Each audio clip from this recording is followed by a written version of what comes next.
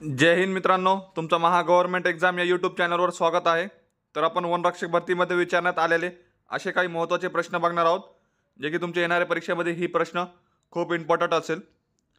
तर चला सुरू करूया।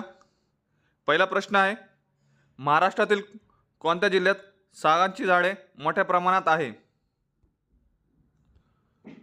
तर याचा करेक्ट आन्सर असेल ऑप्शन क्रमांक ए, गडचिरोली। पुढचा प्रश्न, शेतीसाठी लागणारा अवजारे प्रामुख्याने कोणत्या वृक्षापासून बनविले जातात?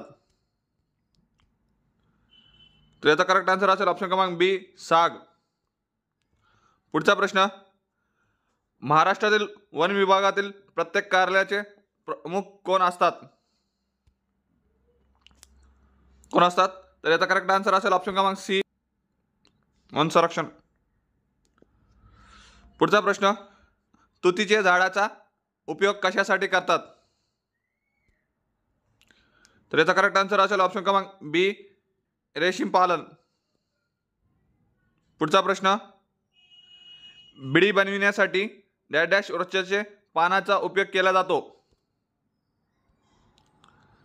तर याचा करेक्ट आन्सर असेल ऑप्शन क्रमांक सी, तेंदू या पानाचा बिडी बनवण्यासाठी उपयोग केला जातो।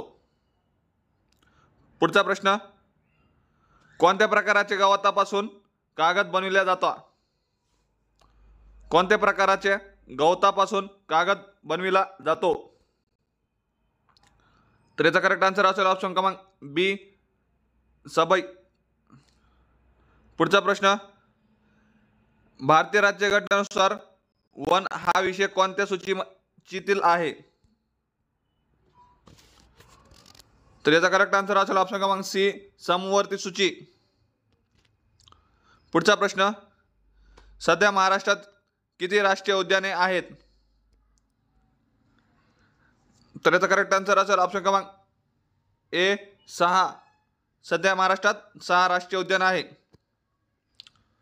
पुढचा प्रश्न, कोणत्या वर्षापासून 5 जून हा दिवस जागतिक पर्यावरण दिन म्हणून साजरा केला जातो? कोणत्या सालापासून जागतिक पर्यावरण दिन हा दिवस साजरा केला जातो? तर याचा करेक्ट आन्सर असेल ऑप्शन क्रमांक सी, 1970 पासून। पुढचा प्रश्न, खालीलपैकी कोणत्या वायूमुळे ताजमहालचा संगमरवर पिवळा पडला आहे? तर याचा करेक्ट आन्सर असेल ऑप्शन क्रमांक बी, सल्फर डायऑक्साईड।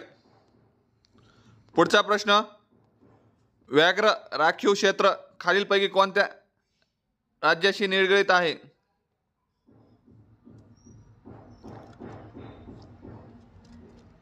तर याचा करेक्ट आन्सर असेल ऑप्शन क्रमांक बी, महाराष्ट्र, मध्य प्रदेश। पुढचा प्रश्न, अभयारण्याची संख्या व क्षेत्रफळात सर्वात जास्त असलेला राज्य डॅश डॅश आहे? कोणता आहे? तर याचा करेक्ट आन्सर असेल ऑप्शन क्रमांक बी, महाराष्ट्र। पुढचा प्रश्न, महाराष्ट्रातील पहिले अभयारण्य राधानगरी अभयारण्य कोणी स्थापन केले? तर याचा करेक्ट आन्सर असेल ऑप्शन क्रमांक सी, शाहू महाराज यांनी। पुढचा प्रश्न, राधानगरी अभयारण्य पूर्वीचे नाव काय होते? तर याचं पूर्वीचं नाव होतं दाजीपूर, गोवा। ऑप्शन क्रमांक ए। पुढचा प्रश्न, कोणत्या राज्याने डॉल्फिन हा राज्य प्राणी म्हणून घोषित केला आहे? तर याचा करेक्ट आन्सर असेल ऑप्शन क्रमांक डी, पंजाब या राज्याने डॉल्फिन हा त्यांचा राज्य प्राणी म्हणून घोषित केलेला आहे। थँक्यू फ्रेंड्स, जर व्हिडिओ आवडला असेल तर लाईक करा, शेअर करा आणि अशाच प्रश्नासाठी चॅनलला सबस्क्राईब करा। Thank you so much.